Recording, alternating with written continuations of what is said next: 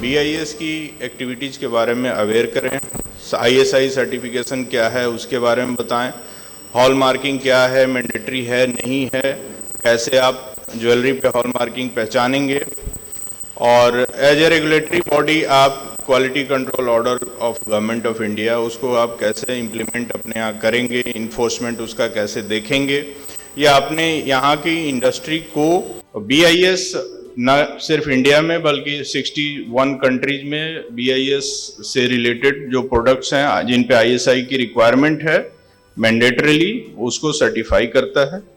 यानी कि जो लोग इंडिया में बाहर से माल भेजना चाह रहे हैं और यहाँ पे वो मैंडेटरी प्रोडक्ट है तो उनको भी BIS सर्टिफिकेशन की ज़रूरत पड़ती है, तो वो BIS सर्टिफिकेशन लेते हैं, फिर उसके बाद ही यहाँ पे वो एक्सपोर्ट कर सकते हैं।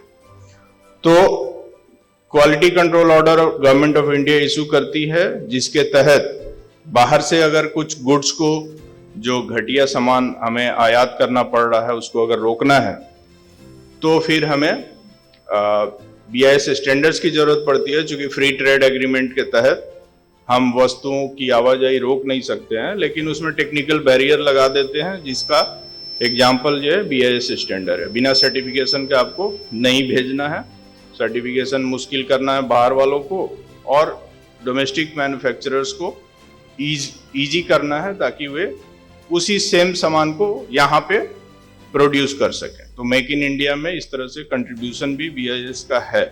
तो अब और मैं समय ना लेते हुए अमरेंद्र से आग्रह करूंगा कि वे प्रेजेंटेशन के माध्यम से BIS एक्टिविटीज के बारे में बताएं। BIS यहाँ तक ध्यान रखा है कि आप लोगों के लिए एक ऐप बनाया है।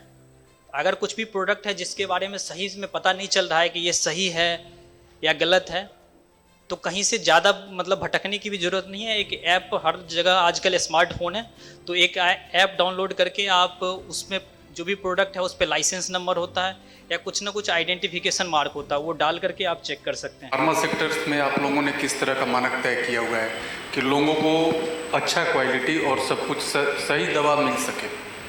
जो मेडिकल काउंसिल है, मेडिकल काउंसिल ऑफ इंडिया है, और फूड एंड ड्रग एडमिनिस्ट्रेशन है, जो कि इस तरह के जो ड्रग्स का या डॉक्टरी चीज़ों का वो सर्टिफिकेशन करता है।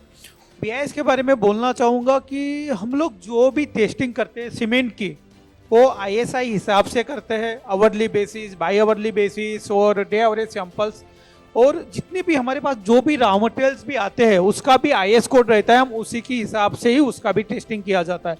अगर वो पास है तो हम लोग वो यूज करते हैं, फेल है तो हम लोग वो रिजेक्ट करते हैं। ये सब BIS की गाइडलाइंस है हर चीज़ के लिए। जितने भी रॉ मटेरियल्स आते हैं, फिनिश प्रोडक्ट आता है, बैग्स मटेरियल आते हैं, सब के लिए एक IS कोड बना के रखा है, हम उसी को फॉलो करके आगे प्रोसेस करते हैं। धन्यवाद। आप सभी ये अनुरोध है कि ज़्यादा से ज़्यादा संख्या में जब भी BIS वगैरह प्रोग्राम करवाती है तो अपन सभी उपस्थित हों। ये अपने लिए भी फ़ायदेमंद है और अपनी पीढ़ियों के लिए भी बहुत फ़ायदेमंद है, जिससे कि देश का भी विकास हो। थैंक्स।